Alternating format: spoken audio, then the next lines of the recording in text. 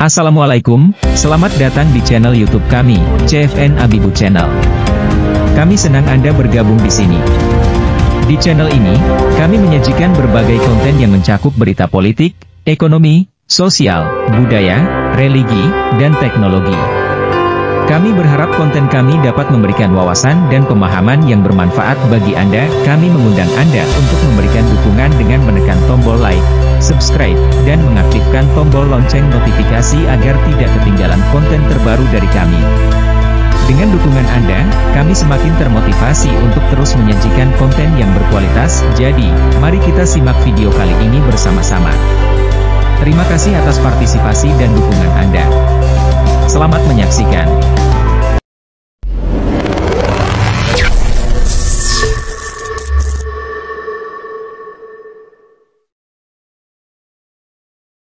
Enam prajurit TNI hingga anak mayor TNI bergabung menjadi anggota KKB Papua, bahkan ada yang jadi pimpinan KKB.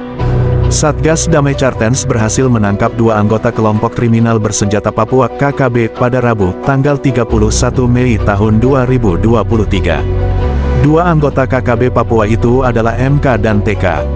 Kaops Satgas Damai Cartens, Kombes Faizal Ramadhani, mengungkapkan satu di antara dua anggota KKB Papua yang diamankan adalah ex-prajurit TNI.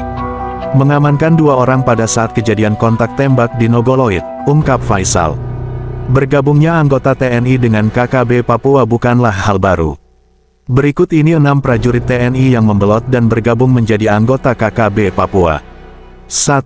Laki Y Matuan alias Lukius. Laki Y Matuan alias Lukius sudah bergabung dengan KKB Papua sejak Februari tahun 2021, ketika ia menghilang dari tempatnya bertugas. Bergabungnya Lukius dengan KKB ini disampaikan oleh juru bicara organisasi Papua Merdeka OPM, Sebi Sambom.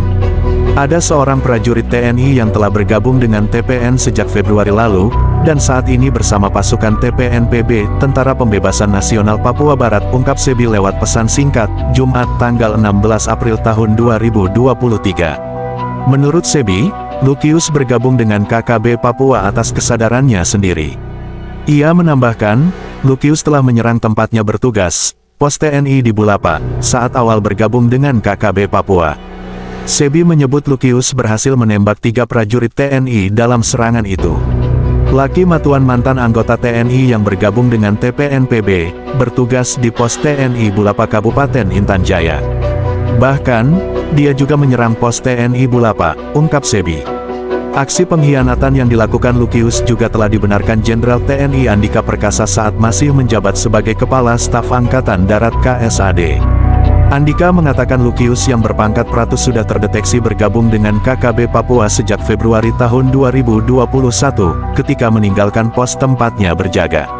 Sebetulnya, terdeteksinya bergabung KKB pada bulan Februari yang lalu, di mana dia meninggalkan pos, terang Andika Perkasa, Selasa, tanggal 20 April tahun 2021. Sebelum bertugas di Papua, Lukius yang lahir di Wamena, ditempatkan di Jawa Tengah. Dia berusia 24 tahun, lahir dan besar di Wamena. Ditempatkan setelah bertugas di salah satu batalion infanteri di Jawa Tengah, ujar Andika. 2. Yotam Bugiangge. Yotam Bugiangge juga bergabung dengan KKB Papua setelah menghilang dari tempatnya bertugas di Kompice Senggi, Kabupaten Kirom, Papua pada tanggal 17 Desember tahun 2021. Ia kabur membawa satu pucuk senjata SS-2V1 pada Jumat tanggal 17 Desember tahun 2021, sore pukul 17 waktu Indonesia Timur, saat melaksanakan tugas jaga. Prada Yotam Bugiangge diketahui tidak hadir tanpa keterangan dari kesatuan pada hari Jumat, tanggal 17 Desember tahun 2021, pukul 17 waktu Indonesia Timur.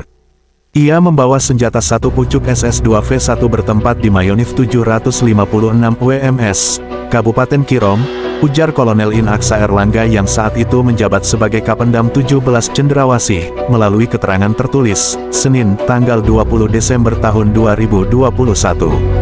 Sama seperti Lukius, Yotam juga putra asli Papua yang lahir di Nduga pada tanggal 24 Mei tahun 1999.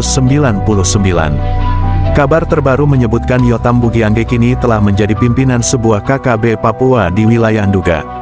Pada tanggal 26 Mei tahun 2023 lalu, KKB pimpinan Yotam menyerang aparat TNI Polri yang sedang patroli di Kampung Nogolait dan menyebabkan terjadinya kontak tembak. Aksi serupa kembali terjadi pada tanggal 29 Mei tahun 2023, dan menyebabkan 162 warga Kampung Nogolait mengungsi ke Kota Kenyam. Meski terbilang pendatang di KKB Papua, sosok Yotam disebut-sebut ditakuti Egyanus Kogoya. Sebagai informasi, Egyanus juga terkenal sebagai pimpinan KKB di Nduga yang kejam. Kapolres Nduga, AKBP Rio Alexander Panelewen, mengungkapkan Yotam dan Egyanus awalnya sempat bekerja sama. Namun, setelah itu, Egyanus dan Yotam berpisah membentuk kelompok masing-masing. Sekarang Yotam ini jalan sama Armita Buni dan Waryambo. Berdasarkan informasi yang didapat, Yotam dan kelompoknya berada di sekitar distrik Kenyam setelah sempat pergi ke Yahukimo. Keberadaan Yotam di distrik Kenyam membuat Egyanus tak lagi mendekat ke tempat itu. Kemungkinan Egyanus tidak mudah untuk ke Kenyam karena ada si Yotam ini. 3. Set Javed Rumkorem, mantan anggota Kostrad, Set Javed Rumkorem, resmi bergabung dengan KKB Papua pada tahun 1970-an. Ia bahkan diangkat menjadi pimpinan tertinggi organisasi Papua Merdeka (OPM).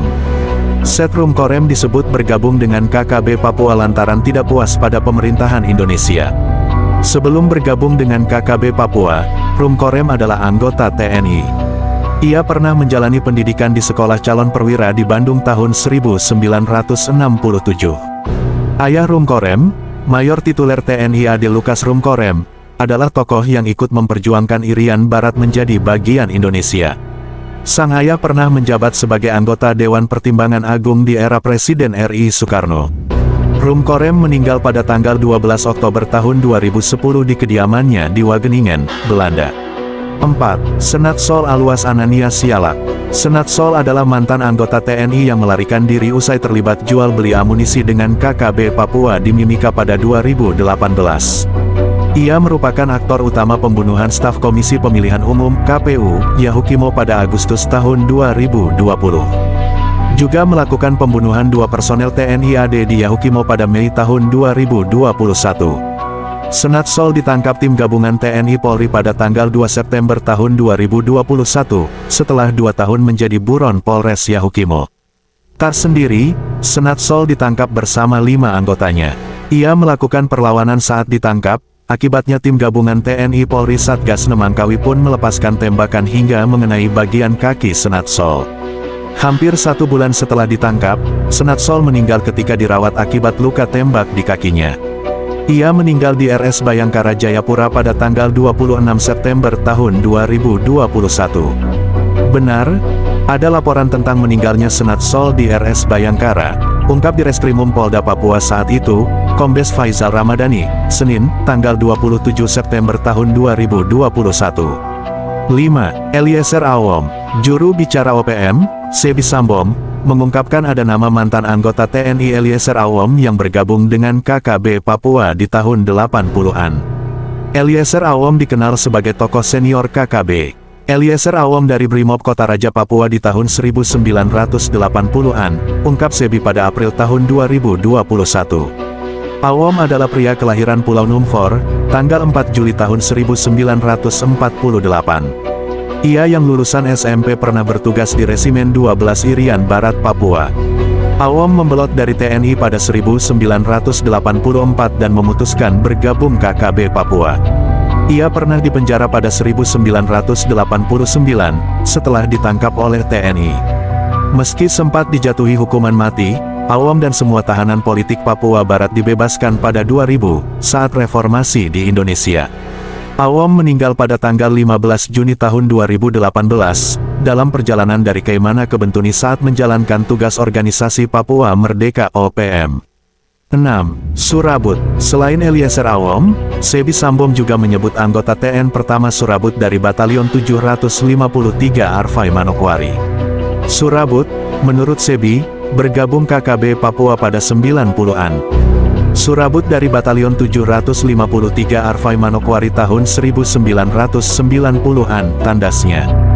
Demikian informasi yang dapat kami rangkum dalam video kali ini, semoga bisa menambah wawasan dan pengetahuan baru.